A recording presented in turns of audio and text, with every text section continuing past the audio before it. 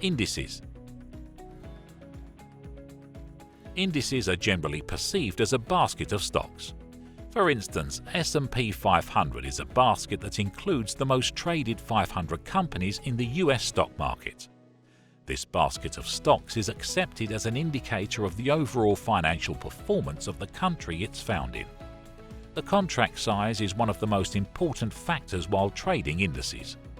The size of contracts in one lot varies depending on the index, and it defines how many contracts the trader will buy in return for the one lot position.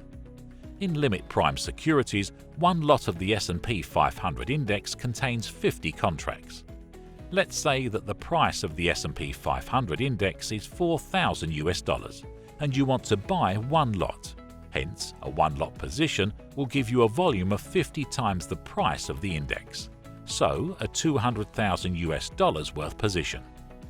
Thinking the S&P 500 price will rise, you open a one-lot buy position at $4,000.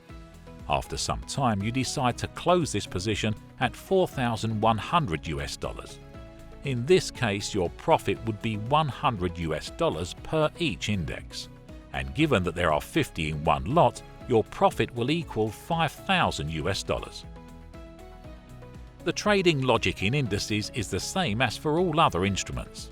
The expectation that the index will gain value requires a buy position, while the expectation of a decline in the index requires a sell position.